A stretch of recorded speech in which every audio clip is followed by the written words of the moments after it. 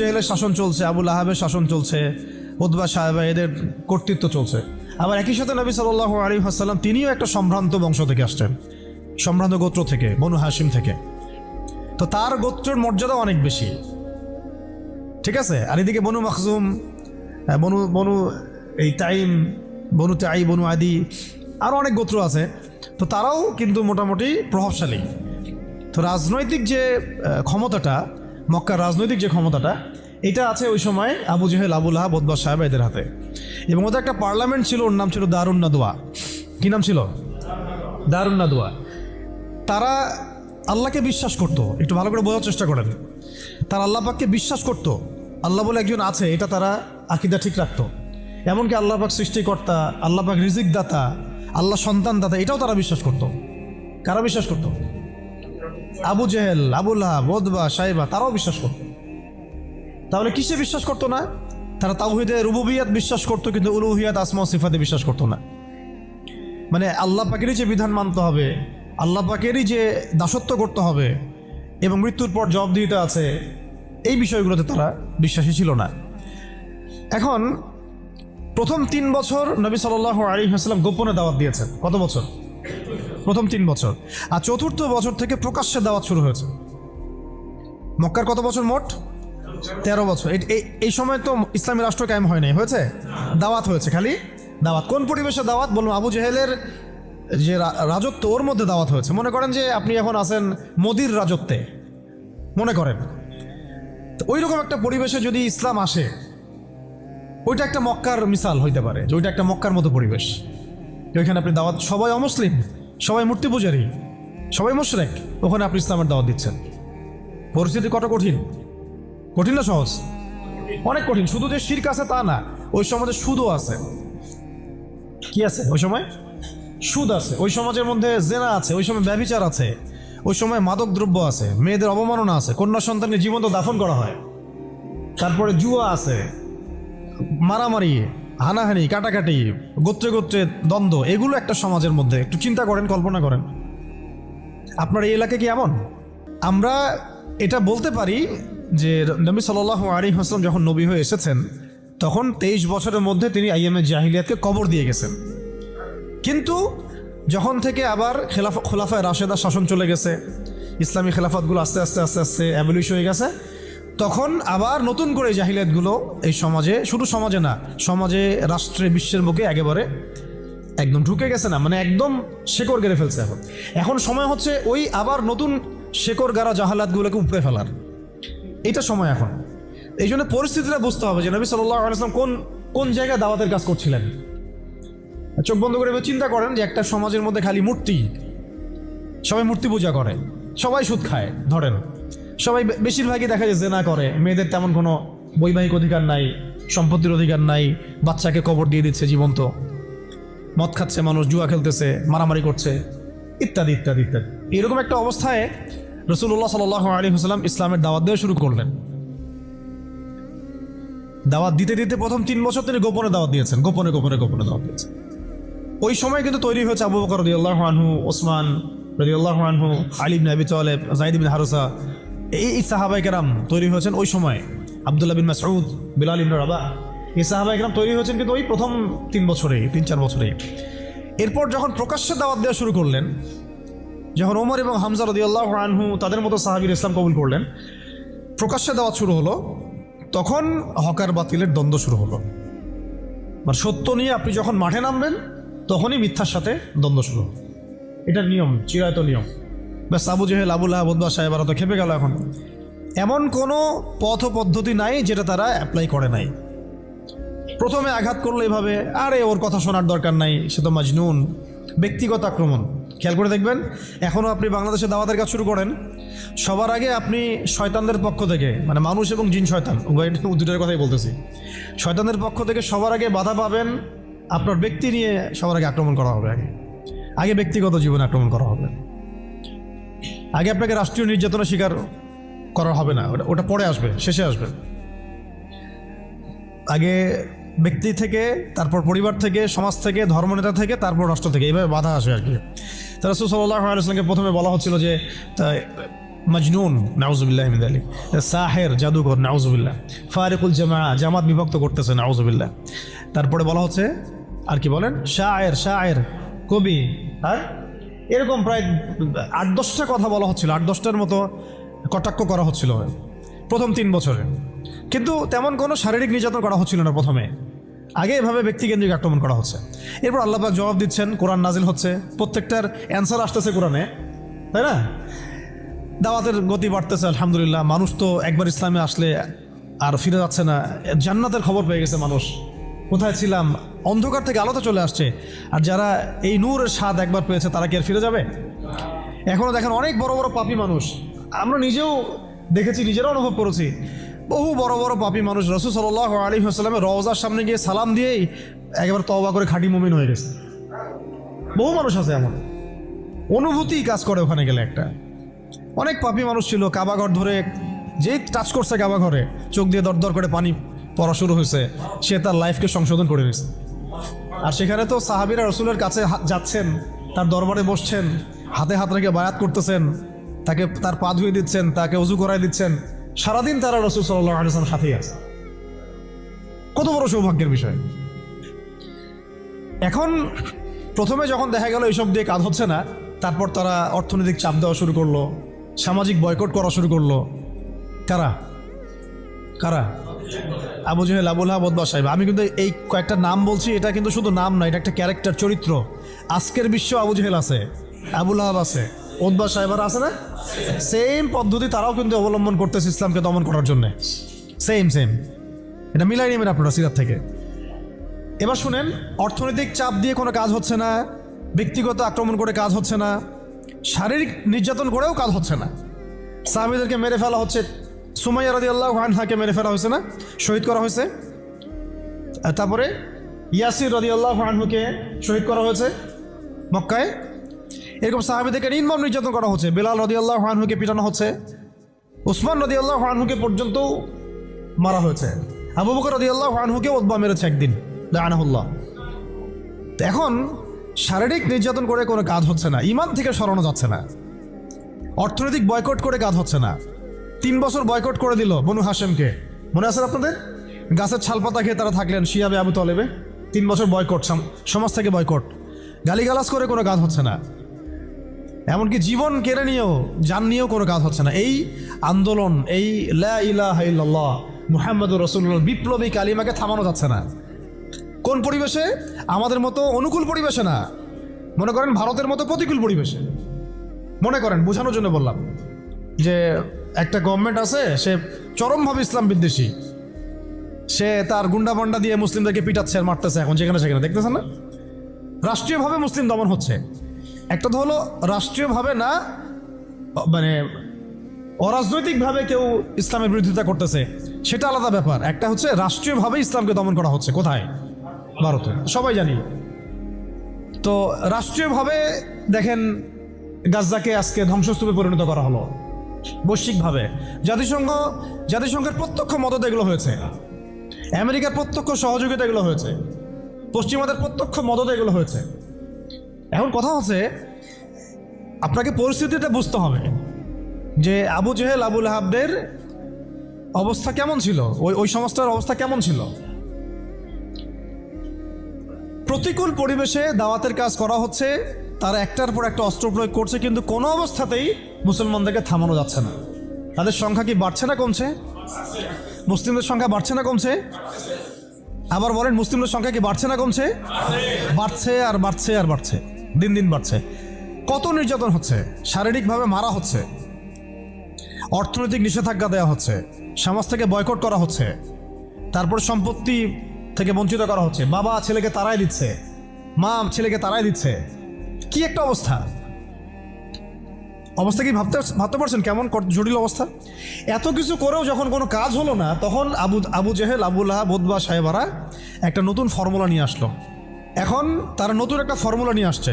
এই ফর্মুলাটার নাম হচ্ছে আপোষকামিতা বা সন্ধি করা। এটার নাম কি? আপনারা খেয়াল করে দেখবেন, আমি একটু বলে নেই 1 মিনিট। ওই আইয়ামে জাহিলিয়াতে যে জাহালাতগুলো আপনি দেখছেন, শিরকের জাহালাত, সুদের জাহালাত, রিবা, তারপরে মাদক, তারপরে জেনা, ব্যভিচার, গোত্রীয় হানাহানি সব আপনি এখনকার বিশ্বে দেখতে পারবেন। কিন্তু যখন দেখা যাবে মুসলিমরা খুবই শক্ত অবস্থায় আছে ইমানের দিক থেকে, কোনো অবস্থায় টলানো যাচ্ছে না, ঠিক যেমন সাহাবীদের মতো, তখন তারা নতুন একটা ফর্মুলা নিয়ে আসবে। কি ফর্মুলা? এই যে এই ফর্মুলাটা, সন্ধি, ঐক্য, মৈত্রী, মানবতা, এইসব শব্দ কিছু নিয়ে আসবে, নিয়ে এসে বলবে ঠিক আবু জেহেল যেভাবে বলছিল যে হে মুহাম্মদ, তুমি তো আমাদের সন্তান, আমাদের তো ভাতিজা, তাই না? চাচা ভাতিজা সম্পর্ক আমাদের, তো তোমাদের সাথে আমাদের এত দ্বন্দ্বের তো দরকার নাই। একটা কাজ করো, আসো তোমরা একটা বছর আমাদের লাত, উজ্জা, হবল, মানাতের ইবাদত করো, আমরা এক বছর তোমার আল্লাহর ইবাদত করব। কেমন মনে হচ্ছে প্রস্তাবটা? বলেন, কার প্রস্তাব? আবু জাহেল, আবু লাহাব, উতবা, সাইবাদের প্রস্তাব। এটার সাথে আজকে বিশ্ব মিলাই নিয়েন, ওটা আপনারা মিলাবেন। আমি ধরাই দিচ্ছি, মিলাবেন কারা নিজেই বুঝতে পারবেন আপনি যে কথা কোন দিকে যাচ্ছে এখনকার প্রেক্ষাপটে আর কি। এক বছর তোমরা আমাদের লাত, উজ্জা, হবল, মানাতের ইবাদত করো, আরেক বছর আমরা তোমার আল্লাহর ইবাদত করব। এখন সরাসরি এইভাবে আপনাকে বলবে না যে তোমরা ইসলাম ছেড়ে দাও, তোমরা সবাই ইসলাম ছেড়ে কাফের হয়ে যাও, হিন্দু হয়ে যাও, খ্রিস্টান হয়ে যাও, ইহুদি হয়ে যাও। এরা একটা বলবে না আপনাকে, এই শয়তানরা। বরং এরা আপনাকে কি বলবে জানেন? তোমরা মুসলমানই থাকো, ঈসাই মুসলিম হয়ে যাও। কি বলবে? মুসলমান থাকো, কি হয়ে যাও? ঈসাই মুসলিম হয়ে যাও, এটাও তো মুসলিম। তোমরা মুসলমান থাকো, ওই কাদিয়ানি মুসলিম হয়ে যাও। কি মুসলিম হয়ে যাও? ওটা ওই যে খাচ্ছেন আপনারা, এটাই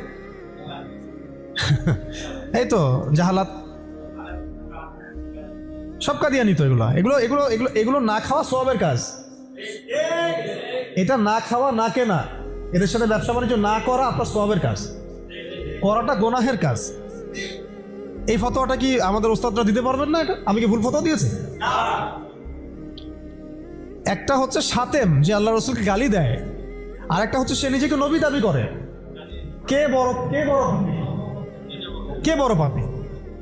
দুটা তো পাপী, অবশ্যই দুটাই তো পাপী, দুইটাই মুরতাদ, দুটাই হত্যাযোগ্য অপরাধ করছে। কিন্তু একজন বলছে যে আমি নিজেই নবী, আর একজন নিজেকে নবী দাবি করে নেই, বলছে মুহাম্মদ, নাউজুবিল্লাহ, সে নাউজুবিল্লাহ একটা কথা বলে ফেলছে, নাউজুবিল্লাহ মিন যালিক, আমরা বলতে পারবো না। এখন কথা হচ্ছে দুজনেই কিন্তু সাতেম, দুজনেই কিন্তু মুরতাদ, উভয়কেই হত্যা হবে। ইসলামী ফিকহে এটাই আছে। কিন্তু এর মধ্যে বড় পাপীটাকে, যে নিজেকে, তো ওই যে খাচ্ছেন গ্রামাঞ্চলের মানুষ, সহজ সরল মানুষ, এগুলো বুঝতেও পারছে না যে কোন ফাঁদে পড়ে গেছে মানুষ। আল্লাহ আমাদেরকে বোঝার তৌফিক দান করেন। আর তারা এই নীরবে নীরবে নীরবে তাদের শিকড়টাকে শক্ত করেছে, অর্থনৈতিক ভিত্তি শক্ত করেছে, তাদের জনবল বাড়াইছে, বিভিন্ন জায়গায় তারা জায়গাটাকে কিনে ফেলছে। এমনও সাতক্ষীরার মধ্যে একটা আমরা গ্রামে গিয়েছিলাম যেখানে ওদেরই সংখ্যা বেশি, মুসলমানদেরকে তারা ওই দোকান ভাড়া দিচ্ছে। আমরা তো আসি ওই যে হাত বাঁধবো কোথায়, তাই না, এই যে এগুলো নিয়ে। আর এদিকে যে কি অবস্থা ভিতরে, যে মানে আমাদের কি অবস্থা, এটা এটা এটা বোঝার জন্য সূরা কাহাফ তেলাওয়াত করেন, তাহলে বুঝতে পারবেন ইনশাআল্লাহ। তা আমি বলছিলাম যে ওটা অন্য প্রসঙ্গ, এটা নিয়ে আপনারা খতমে নবুয়ত একটা বিভাগই আছে মার্কাজুদ দাওয়ায়, খতমে নবুয়ত বিভাগ আছে একটা। ওই খতমে নবুয়তের অনেক কিতাব, অনেক আর্টিকেলস সব ছাপানো হয়ে গেছে। এগুলো আপনারা পড়লেই বুঝতে পারবেন কত বড় ধোঁকাবাজি, কত বড় প্রতারণা। এটা নিয়ে ইনশাআল্লাহ আরেকদিন কথা বলবো ইনশাআল্লাহ, ঠিক আছে? তবে এদের সাথে কোনো রকম সম্পর্ক রাখবেন না, কোনো রকম না। এটা আপনি ইমানের দাবি। আমি বলছি না যে আপনি অস্ত্র নিয়ে আপনি গিয়ে তাকে গর্দান নামায় দেন, এটা আপনি করতে পারবেন না। এটা আপনি করার মতো এখন আপনার ক্ষমতা নাই। যদি এটা ইসলামিক রাষ্ট্র হতো তাহলে আমরা এটার ব্যবস্থা নিতে পারতাম। এটা ইসলামিক রাষ্ট্র নয়, এটা একটা গণতান্ত্রিক রাষ্ট্র, সেকুলার রাষ্ট্র এবং জাতীয়তাবাদী রাষ্ট্র। এবং এই মতবাদগুলো ইসলামের সাথে সাংঘর্ষিক, ঘোরায় পেঁচায় খাওয়ানোরও কোনো সুযোগ নেই। এই মতবাদগুলো দিয়ে আপনি ইসলামী শরিয়া রাষ্ট্র কায়েম করতে পারবেন না, এটা শেষ কথা। এটা চেষ্টা করে দেখে নেন, পারবেন না, কেউ পারে না আজ পর্যন্ত। এখন মূল যেটা কথা ছিল যে ওরা বলেছিল কি 1 বছর ইবাদত করো লাত উজ্জা হবল মানাতের, আমাদের মূর্তিগুলার, আমরা 1 বছর তোমার আল্লাহর ইবাদত করবো, ঠিক আছে? এখনকার আবু জাহেল, আবু লাহাব, উতবা সাহেবারা বলছে তোমাদের ধর্ম চেঞ্জ করার দরকার নাই, তোমরা ঈসাই মুসলিম হয়ে যাও, তোমরা কাদিয়ানি মুসলিম হয়ে যাও। ওর নাম দিচ্ছে আহমদিয়া মুসলিম জামাত। তো তোমরা ধর্ম চেঞ্জ করার দরকার নাই, তোমরা আমাদের সুদভিত্তিক অর্থনীতিটা গ্রহণ করো। কি সুদের বিরুদ্ধে বললে অনেকে একটু খারাপ লাগে না? তোমরা ধর্ম চেঞ্জ করার দরকার নাই, লা ইলাহা ইল্লাল্লাহ পড়ো, মুহাম্মদ রাসূলুল্লাহ পড়ো, নামাজ পড়ো, হজ করো, উমরা করো, যাকাত দাও, কোনো সমস্যা নাই। কিন্তু আমাদের সুদভিত্তিক ব্যাংকিং সিস্টেমটা নাও। মানুষ নিয়েছে, প্রত্যেকটা মুসলিম কান্ট্রির মধ্যে এখন সুদভিত্তিক ব্যাংকিং সিস্টেম আছে। বুঝতে পারছি আমি কথা? হ্যাঁ, ধর্ম চেঞ্জ করার দরকার নাই, তোমরা আমাদের গণতন্ত্র নাও। কি নাও? বাস নিচ্ছে মুসলমানরা। ধর্ম চেঞ্জ করার দরকার নেই, তোমরা আমাদের জাতীয়তাবাদ নাও। মুসলমান জাতীয়তাবাদ নিয়ে নিছে। ধর্ম চেঞ্জ করার দরকার নেই, তোমরা আমাদের সেকুলারিজম মতবাদটা নাও। মানুষ নিয়েছে। ধর্ম চেঞ্জ করতে হবে না, তোমরা মুহাম্মদের উম্মত থাকো সাল্লাল্লাহু আলাইহি ওয়াসাল্লাম। তোমরা আমাদের কমিউনিজম নাও, সমাজতন্ত্র নাও। মানুষ নিয়েছে। এইভাবে এখনকার যুগের আবু জেহেল, আবু লাহাবরা আমাদেরকে ওই প্রস্তাবের মধ্যে নিয়ে আসছে। আমরা ওই সময় তো সাহাবায়ে কেরাম জবাব দেওয়ার আগে আল্লাহ পাক জবাব দিয়ে দিয়েছেন, আর সেই জবাব তো কোরআনে মওজুদ আছে। আমরা এই যুগের আবু জেহেল, আবু লাহাবদেরকে ওই জবাবটা দিতে পারি নাই, যেই জবাবটা আল্লাহ পাক কোরআনে দিয়েছেন। আল্লাহ পাক কি বলেছেন এই প্রস্তাবের পরে? আল্লাহ পাক বলেছেন, কুল, হে নবী আপনি বলেন, ইয়া আইয়ুহাল কাফিরুন, হে কাফেররা শুনো ভালো, লা আ'বুদু মা তা'বুদুন, আমি তার ইবাদত করি না যার ইবাদত তোমরা করো। আমি তার ইবাদত করি না যার ইবাদত তোমরা করো। ওয়ালা আনতুম আবিদুন মা আ'বুদ, তোমরা তার ইবাদতকারী নও যার ইবাদত আমি করি। ওয়ালা আনা আবিদুন মা আবাদতুম, এবং আমি তার ইবাদতকারী নই যার ইবাদত তোমরা করো। ওয়ালা আনতুম আবিদুন মা আ'বুদ, এবং তোমরাও তার ইবাদতকারী হবে না যার ইবাদতকারী আমি। এখানে আয়াতকে রিপিট করা হয় নাই, বরং এটাকে একটাতে আপনার বর্তমান কালকে বোঝানো হয়েছে, একটাকে ভবিষ্যৎ বোঝানো হয়েছে। কিয়ামত পর্যন্ত মুসলমান মন্দিরে যাবে না, আর মন্দিরে যে যায় লোক সে এই মসজিদ আসবে না। আসলে ধর্ম চেঞ্জ করে আসতে হবে। লাকুম দীনুকুম ওয়ালিয়া দীন, তোমাদের দিন তোমাদের জন্যে, আমার দিন আমার জন্য। তো এই জবাবটা আমরা এখনকার বিশ্বকে দিতে পারি নাই। ভালো করে খেয়াল করে দেখছেন? এইভাবে সূরাগুলোকে মিলাতে হবে। ওরা এখন আপনাকে বলছে না সরাসরি যে আপনি ধর্ম চেঞ্জ করেন, আপনি অমুসলিম হয়ে যান, কাফের হয়ে যান, মোরতাদ হয়ে যান, এগুলো তারা বলবে না। তারা বরং বলবে আপনাকে আমাদের সুদটা নাও, আমাদের সংস্কৃতি নাও, আমাদের শিক্ষা ব্যবস্থা নাও, আমাদের রাজনৈতিক সিস্টেমগুলো নাও, আমাদের গণতন্ত্র নাও, আমাদের ধর্মনিরপেক্ষতাবাদ নাও, আমাদের কমিউনিজম নাও, আমাদের জাতীয়তাবাদ নাও। আর কি বলবেন? আমাদের সিকিউরিটি সিস্টেম নাও, আমাদের প্রযুক্তি নাও, আমাদের মিডিয়া নাও, এগুলো নাও। ধর্ম চেঞ্জ করার দরকার নাই। কাদিয়ানি হও, ইসাই মুসলিম হও, কিন্তু লা ইলাহা ইল্লাল্লাহ ওটাও পড়ো। এই যুগের লা তুযাহু ওয়াল মানাতরা আরো বেশি ভয়ঙ্কর। এই যুগের আবু জেহেল, আবু লাহাব, উতবা, সাইবারা আরো বেশি ভয়ঙ্কর ওই যুগের আবু জেহেল, আবু লাহাবদের চাইতে। আর ওই যুগের সাহাবায়ে কেরাম যে ভাষায় উত্তর দিয়েছিলেন, এই যে কোরআনের ভাষায়, যে লাকুম দীনুকুম ওয়ালিয়া দীন, কিয়ামত পর্যন্ত না তোমরা আমাদের দিনের অনুসারী হবা, আর না আমরা তোমাদের দিনের অনুসারী হব। তোমাদের সাথে আমাদের এইসব আদর্শিক কোনো ঐক্য হইতে পারে না। আদর্শিক কোনো ঐক্য হতে পারে না। হ্যাঁ, ব্যবসা বাণিজ্য হতে পারে। কি হতে পারে? ব্যবসা বাণিজ্য হতে পারে, মুআমালাত মুআশারাত হতে পারে, প্রতিবেশী হিসেবে থাকতে পারে, অনেক কিছু আছে। কিন্তু আদর্শিক যেখানে, ইসলাম যেখানে প্রশ্নবিদ্ধ, ইসলামের মৌলিক বিষয় যেখানে ক্ষতিগ্রস্ত হবে বা বাধাপ্রাপ্ত হয়, এরকম কোনো উসুলে তোমার আমার কখনো ঐক্য হতে পারে না। এখন যে কথাগুলো আমি বললাম, এগুলো কি ইসলামের মৌলিক বিষয় না? কেউ যদি কাদিয়ানি হয় সে কি আর মুসলিম থাকে? কেউ যদি ইসাই মুসলিম হয় মুসলিম থাকবে? কেউ যদি চরম সুদখোর হয়, সে তো আল্লাহর সাথে যুদ্ধ করতেছে, রাসূলের সাথে যুদ্ধ করতেছে, সে কিভাবে মুসলিম হতে পারে? কেউ যদি এরকম পশ্চিমা তন্ত্রমন্ত্রের পূজা করে, সে কি আর মুসলিম থাকতেছে নাকি? ফাসেক হয়ে যাচ্ছে। তো এখন কথা হচ্ছে, এই সূরা থেকে আমাদের এই শিক্ষাগুলো নিতে হবে যে আজকের বিশ্বেও, আজকের এই জামানাতেও কোনো অবস্থাতেই এই কাফের, মুশরিক, মুরতাদ, মুনাফিক এরকম কোনো তন্ত্রমন্ত্রের ফাঁদে আমাদেরকে পা দেওয়া যাবে না। কেন দেওয়া যাবে না? কারণ আল্লাহ রাব্বুল আলামিন আমাদেরকে পরিপূর্ণ শরিয়া দিয়েছেন, পরিপূর্ণ কোরআন দিয়েছেন, সুন্নাহ দিয়েছেন, প্রত্যেকটা বিষয়ের পুঙ্খানুপুঙ্খ সমাধান দিয়েছেন। আমার অন্য কারো কাছ থেকে সমাধান ধার করারও কোনো দরকার নেই। আমাদের ব্যক্তিগত জীবনের হেদায়েত কোরআন সুন্নাহে মওজুদ আছে, পারিবারিক হেদায়েত আছে, সামাজিক আছে, শিক্ষা ব্যবস্থার আছে, সংস্কৃতির আছে, রাষ্ট্রীয় এবং রাজনৈতিক হেদায়েতও আছে। আমাকে তোমার কাছ থেকে তন্ত্রমন্ত্র ধার করতে হবে না। এই বিষয়টা আমাদের খুব ভালো করে বুঝতে হবে। কোন ক্ষেত্রে কি হেদায়েত আছে এইটার জন্য আমাদেরকে পড়াশোনা করতে হবে, দেখতে হবে, জানতে হবে, খুঁজতে হবে, ওলামা একরামের সাথে মাশওয়ারা করতে হবে। আর কোনো কোনো কোনো জায়গায় যদি দেখেন যে কোনো আলেমও এগুলোতে প্রভাবিত হয়ে গেছে, তাহলে আপনি হকপন্থী আলেম খুঁজে বের করবেন। এইভাবে আমাদেরকে সামনের পথটা চলতে হবে। এই সূরার পর একটা সূরা আছে, কি নাম? সূরা নাসর। কোন সূরা? তাই না, সূরা নাসর না? এই শেষ করে দেই, টুক অনেক দেরি হয়ে গেছে। এখন যখন কোন প্রেক্ষাপটে সূরা কাফিরুন নাজিল হয়েছিল আপনাকে তো বলছি একবার, ওই রকম প্রেক্ষাপটে এই সূরা নাজিল হয়েছে। আর এখন তো আমরা আছি ইসলাম বান্ধব পরিবেশের মধ্যে, তাহলে আমরা কেন এই যুগের আবু লাহাব, আবু জেহেল, উতবা সাহেবাদের এই তন্ত্রমন্ত্রগুলোর অনুসারী হব, ওদের ধোকায় পা দিব? যেখানে ওর ইসলামকে আক্রমণ করবে আমরা কেন সেখানে সায় দিব? অথচ মক্কার মতো অবস্থায় সাহাবায়ে কেরাম এইভাবে জবাব দিয়েছেন সূরা কাফিরুনের জবাবে।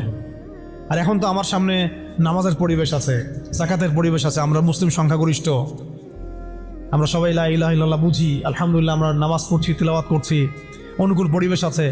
এখন কেন আমাকে এই যুগের আবু জেহেল, আবু লাহাবদের দাসত্ব করতে হবে বলেন? কোনো যুক্তি আছে?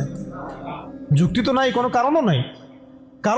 কারণ নাই? এই সূরার পরেই আল্লাহ পাক বলেছেন ইযা জাআ নাসরুল্লাহি ওয়াল ফাth, যখন আল্লাহর সাহায্য আর বিজয় আসবে। মানে ওই রকম প্রতিকূল অবস্থাতেই বিজয় সুসংবাদ দিয়ে দেওয়া হয়েছে যে এই অবস্থা চিরকাল থাকবে না, তো এইটা তোমরা সবর করে এটা উতরায় উঠো, এখানে ইমানের পরীক্ষাটা দাও, পাশ করো। ইযা জাআ নাসরুল্লাহি ওয়াল ফাth, সামনেই আসতেছে তোমাদের জন্য বিজয়। এটা তো সূরা সফেও আছে, ওয়া উখরা তুহিব্বুনাহা নাসরুম মিনাল্লাহি ওয়া ফাতহুন করিব ওয়া বাশশিরিল মুমিনিন। আর তোমরা যেটা পছন্দ করো দুনিয়ার, তোমরা দুনিয়াবি বিজয় অর্জন করবা, সেটাও সামনে আসতেছে। ফাতহুন করিব, আল্লাহ বলেছেন করিব, নিকটে আসবে এটা। ওয়া বাশশিরিল মুমিনিন ওয়া রাআইতান নাস ইয়াদখুলুনা ফি দীনিল্লাহি আফওয়াজা, একটা সময় আসবে মানুষ দলে দলে আল্লাহর দ্বীনে ঢুকতে থাকবে। তখন আল্লাহ পাক বলেছেন ফাসাব্বিহ বিহামদি রাব্বিকা ওয়াস্তাগফির ইন্নাহু কানা তাওয়াবা। এবং যখন এই বিজয়টা আসবে তখন এই আবু জেহেল, আবু লাহাব, উতবা সাহেবা এদের অস্তিত্ব কি হবে? তাব্বাত ইয়াদা আবি লাহাবি ওয়া তাব, আবু লাহাবের হাতও ধ্বংস হবে, সে নিজেও ধ্বংস হবে। মিলাতে পারছেন সিকোয়েন্সটা? এইভাবে আসছে বিষয়টা। যখন এই বিজয় আসবে তখন এই সব আবু লাহাব ধ্বংস হয়ে যাবে। আবু লাহাব এখানে শুধু একজন ব্যক্তি নয়, আবু লাহাব এখানে একটা রূপকথা, একটা উপমাও বটে। প্রত্যেক যুগে যুগে আবু লাহাব থাকবে। এই যুগের আবু লাহাব কারা জানেন? যারা সুদ ভিত্তিক এই ব্যাংকিং সিস্টেমের এই হর্তাকর্তা, এরা হচ্ছে এই যুগের আবু লাহাব। মা আগনা আনহু মালুহু ওয়া মা কাসাব, তাদের এইসব হারাম মাল কোনো কাজে আসবে না, এবং তারা এগুলো যেটা অর্জন করেছে সেটা কোনো কাজে আসবে না। সায়াসলা নারান যাতা লাহাব, আগুনে প্রবেশ করবে তারা। ওয়া ইমরাতুহু, এবং তার স্ত্রীও। এখানে স্ত্রী মানে শুধু স্ত্রী না, স্ত্রী মানে কিন্তু সহযোগী। স্ত্রী মানে কি? সহযোগী। এরা কিন্তু একা কাজ করে না, আমি বললাম না একজন একজনের সহযোগী। হাম্মালাতুল হাতাব, হেল্প করতো তাকে। কি করতো? খড়কুটা নিয়ে এসে ডিস্টার্ব করতো না নবী সাল্লাল্লাহু আলাইহি ওয়াসাল্লামকে, ফেলে রাখতো, কষ্ট দিত। ওরাও এখন দেখেন আল্লাহর দ্বীনকে কষ্ট দেয়, রাসূলুল্লাহ সাল্লাল্লাহু আলাইহি ওয়াসাল্লামকে কষ্ট দেয়। ওই যে সূরা কাফিরুনের ওই অবস্থায় টিকে থাকাটা কত কঠিন। লাকুম দীনুকুম ওয়ালিয়া দীন, কত কঠিন। ওই সিরাতের রাস্তা পাড়ি দেওয়া লাগবে, ওই সবর করতে হবে, মারও খাওয়া লাগতে পারে, জানও যাবে, হিজরতও করা লাগতে পারে। হিজরত করেছেন নবী সাল্লাল্লাহু আলাইহি ওয়াসাল্লাম। তারপরে ইসলামী রাষ্ট্র আল্লাহ পাক দিবেন ইনশাআল্লাহ। কিসের মাধ্যমে দিবেন? দাওয়াত, তাবলীগ এবং জিহাদের মাধ্যমে। দাওয়াত, তাবলীগ এবং জিহাদের মাধ্যমে, শুধু দাওয়াত আর তাবলীগের মাধ্যমে না, দাওয়াত, তাবলীগ এবং সাথে জিহাদও থাকতে হবে। তারপরে ইসলামী রাষ্ট্র ব্যবস্থা আসবে ইনশাআল্লাহ। এরপরে দেখেন কি বলা হলো, ওয়ামরাআতুহু, তার স্ত্রীও থাকবে। হাম্মালাতুল হাতাব ফি জিদিহা হাবলুম মিন মাসাদ, দেখেন ওর গলায় থাকবে জাহান্নামে ওই যে ছোবরা, রশি। মানে হেল্প করার কিছু উপকরণও ছিল, কিছু উপকরণ দিয়ে সে ইসলামের বিরোধিতা করতো, দুশ্মনী করতো। এখনও তারা অনেক উপকরণ বের করে ফেলছে ইসলামকে মানে ক্ষতিগ্রস্ত করার জন্য। এমনকি দেখেন কত নতুন নতুন প্রযুক্তি আসছে, এই প্রযুক্তিগুলো দিয়ে তারা ইসলামের ক্ষতি করতেছে। ভালো করে খেয়াল করে দেখেন, এমন অনেক প্রযুক্তি তারা বের করেছে, মিডিয়া বের করেছে, প্রযুক্তি বের করেছে, সিস্টেম বের করেছে, তন্ত্রমন্ত্র বের করেছে, মানে উপকরণ লাগে ইসলামকে ক্ষতিগ্রস্ত করার জন্য। আবু লাহাবের স্ত্রীও উপকরণ দিয়েই নবী সাল্লাল্লাহু আলাইহি ওয়াসাল্লামকে ক্ষতি করার চেষ্টা করছিল। আল্লাহ পাক আবার সেই উপকরণ তার গলায় ফাঁস লাগিয়ে তাকে মৃত্যু দিয়েছেন, মনে আছে? ওই গলার মধ্যে তার রশি আটকে ফাঁস লাগিয়ে সে মারা গেল। কে? আবু লাহাবের স্ত্রী। এই যে ইসলামের ক্ষতি করার জন্য যে উপকরণগুলো তারা বের করেছে, শুনে রাখেন, ইসলামের ক্ষতি করার জন্যে, ইসলামকে ধ্বংস করার জন্যে আর মুসলিম নিধনের জন্য তারা যে উপকরণগুলো তৈরি করেছে, যে সিস্টেমগুলো তৈরি করেছে, যে মিডিয়াগুলো তৈরি করেছে, যে প্রযুক্তিগুলো তৈরি করেছে, এগুলোই ওদের ধ্বংসের কারণ হবে ইনশাআল্লাহ। এমনও হইতে পারে সামনের বিশ্বে ওদের হাতে তৈরি করা দিয়ে ওরাই মরবে ইনশাআল্লাহ। দেখে নিন, এটাও হইতে পারে ইনশাআল্লাহ। এটা সম্ভাবনা আছে, হবে এটা তো আমি বলতে পারবো না, এটা হতে পারে, সম্ভাবনা আছে, সম্ভাবনা আছে। আল্লাহ পাক যেন এদের মধ্যে শত্রুতা লাগায় দেন, একে অপরকে দিয়ে ধ্বংস করায় দেন। আমিন। যেভাবে ওরা মুসলিমদেরকে ধ্বংস করার পায়তারা করেছে, এর চেয়ে 1000 গুণ বেশি ধ্বংস আল্লাহ পাক তাদেরকে করে নেন। আমরা দোয়া করবো কাদের জন্য? যাদের মনের মধ্যে ইসলামের জন্য সিম্প্যাথি আছে, সফট কর্নার আছে, ইসলামকে মন থেকে ভালোবাসে, এই ভাইদের জন্য আমরা দোয়া করবো। এই জন্য আমরা বাংলাদেশের এই সিস্টেমের মধ্যে ধরেন আর্মি, র্যাব, পুলিশ, বিজিবি, আমাদের পলিটিশিয়ান যারা বুঝে না বুঝে বিভিন্ন মানে জালেমের সহযোগীও হয়ে গেছে, আমরা সবার জন্যই দোয়া করি আল্লাহ পাক যেন তাদের সবার হৃদয়টাকে ঘুরায় দেন। তাদের মধ্যে অনেক মানুষ আছে যারা বুঝে না বুঝে হয়তো দুনিয়াবি কোনো স্বার্থে অন্যায়ের পথে চলে গেছে, বা বুঝে না, ইসলামটা বুঝে না, কিন্তু আবার ইসলামকে ভালোবাসে, আমরা এই ভাইদের জন্য দোয়া করতে পারি। এই জালেমদের জন্য আমরা কি দোয়া করতে পারি? অতএব ফিজিদিহা হাবলুম মিন মাসাদ, এটাও হবে, দেখে নিন। আর শেষ কথা কি, এটা কে করবেন? এই পুরো পরিকল্পনাটা কার? এই পুরো পরিকল্পনা হচ্ছে পরের সূরায় কুল হুয়াল্লাহু আহাদ। এটা এক আল্লাহর পরিকল্পনা। কোন আল্লাহ? আল্লাহুস সামাদ, যিনি কারো মুখাপেক্ষী না, তিনি আমাদেরও মুখাপেক্ষী না। এটা আল্লাহ করাবেন, আল্লাহর বান্দাদেরকে দিয়ে আল্লাহ করাবেন। কোন আল্লাহ? লাম ইয়ালিদ, যিনি কাউকে জন্ম দেন নাই, ওয়া লাম ইউলাদ, তাকেও কেউ জন্ম দেয় নাই, ওয়া লাম ইয়াকুল লাহু কুফুয়ান আহাদ, তার মতো সমতুল্য আর কেউ নাই। অতএব তোমরা যতই বাড়াবাড়ি করো, যতই তোমরা ইসলামের বিরুদ্ধাচরণ করো না কেন, ইসলামকে ধ্বংস করার চেষ্টা করো না কেন, সূরা কাফিরুন থেকে মক্কা বিজয় পর্যন্ত হালত আসবে ইনশাআল্লাহ। আর এখন যা চলতেছে এটাও ইনশাআল্লাহ আস্তে আস্তে পরিবর্তন হতে থাকবে, এবং ইনশাআল্লাহ আমরা আবার করবো ইনশাআল্লাহ। এই বিষয়ে কোনো সন্দেহ নাই যে সামনে ইসলামের বিজয় আসবে এবং মুসলিমদের সেই হারানো সেই গৌরব ঐতিহ্য আবার ফিরে আসবে। কিন্তু এইটা আপনার ঘরে বসে থাকলে রেডিমেড হাতে মান্না সালোয়ার মতো আসবে না। এটা মান্না সালোয়ার আসার যুগ না, এটা আবাবিল পাখি আসারও যুগ না। এখানে পাথর আপনাকেই ছুটতে হবে। আবাবিল পাখি এসে পাথর ছুটবে না, এটা পাথর কাকে ছুটতে হবে? আপনাকেই ছুটতে হবে। ব্যাস, আল্লাহ পাক শর্ত দিয়ে দিয়েছেন, ইন তানসুরুল্লাহ ইয়ানসুরকুম, তোমরা আল্লাহর দ্বীনকে সাহায্য করো, আল্লাহ তোমাদেরকে সাহায্য করবেন। ওয়া ইউসাব্বিত আকদামাকুম, আল্লাহ তোমাদের পা শক্ত করে দিবেন। ওয়া ইন তাতাওয়াল্লাউ ইস্তাবদিল কওমান গায়রাকুম, তোমরা যদি মুখ ফিরে চলে যাও, আল্লাহ পাকের কিছু যায় আসে না, আল্লাহুস সামাদ, আল্লাহ অন্য কওমকে হেদায়েত দিয়ে তোমাদের স্থলাভিষিক্ত করবেন। সুম্মা লা ইয়াকুনু আমসালাকুম, তারা তোমাদের মতো হবে। ব্যাস, এই হলো মূল কথা। তাহলে আমরা চাচ্ছি আল্লাহর ইবাদত করতে, তার জমিনে তার দিনকে বিজয় করতে। তো এই বিজয় কি এমনি এমনি আসবে? কাজ করতে হবে তো নাকি? কয়েকটা কাজ আমরা করবো ইনশাল্লাহ, নিয়ত করতে পারি। প্রত্যেকে দিনের ফরজ জ্ঞান অর্জন করবো ইনশাল্লাহ, ঠিক আছে ইনশাল্লাহ। শেষ রাত শুরু হয়ে গেছে, আল্লাহ পাক যেন তৌফিক দান, আমিন। এখন দোয়া কবুল হবে। প্রত্যেকেই দিনের ফরজ জ্ঞান অর্জন করবো ইনশাল্লাহ। আমল বাড়াই দিব ইনশাল্লাহ, হালাল হারাম মেনে চলবো ইনশাল্লাহ। আমাদের পরিবারের পর্দার ব্যাপারে খেয়াল রাখবো, আমাদের শিক্ষার ব্যাপারে খেয়াল রাখবো, এবং জীবনের একটা নির্দিষ্ট ক্ষেত্রে ইবাদত করবো এমন না, পুরো জীবনটাকেই সুন্নাহ ভিত্তিক ঢেলে সাজাবো ইনশাল্লাহ। এর পাশাপাশি প্রত্যেকটা এলাকায় আপনারা ঐক্যবদ্ধ থাকবেন, জামায়াবদ্ধ থাকবেন। এখন তো আর ওই অবস্থা নাই যে একজন আমির আর সবাই মামুর হয়ে আছে, এমন তো অবস্থা নাই। তাই প্রত্যেকটা অঞ্চলেই তাওহীদপন্থী মানুষরা একসাথে থাকবেন ইনশাআল্লাহ। আর ইসলামপন্থী যে ভাইরা আছেন, বিভিন্ন দল সংগঠন করছেন, তাদের সাথে মিলেমিশে থাকবেন। একে অপরের সাথে কোনো কাটা ছোড়াছুড়ি বা কোনো রকমের দ্বন্দ্বে যাবেন না। তাদের দ্বারা ইসলামের উপকার হলো তো আলহামদুলিল্লাহ। কিন্তু যদি দেখা যায় তারাও এইসব তন্ত্রমন্ত্রের ধোকায় পড়ে গোলকধাঁধায় হারায় যান, এটা আল্লাহর কিছু যায় আসবে না। আল্লাহ পাক শরিয়া কায়েম করাই দিবেন ইনশাআল্লাহ। তারাও বুঝতে শিখবে, বুঝতে পারবে যে এইসব পশ্চিমা তন্ত্রমন্ত্র দিয়ে শরিয়া কায়েম হবে না। অন্ততপক্ষে কিছু যদি উপকার হয় তাহলে তাও তো ভালো, ইসলামের জন্য ওইটুকু ভালো। নাই মামার চেয়ে তো কালা মামা ভালো বলি আমরা কথা। শেষ কথা হচ্ছে, এইগুলোর সাথে আমাদের ব্যাপক দাওয়াতের কাজ লাগবে, ব্যাপক দাওয়াতের মেহনত লাগবে, এবং প্রয়োজনে জিহাদের প্রস্তুতি রাখতে হবে। এই কাজগুলো একত্রিত হলে ইনশাল্লাহ দেখবেন সূরা কাফিরুন থেকে মক্কা বিজয় ইনশাল্লাহ হয়ে যাবে।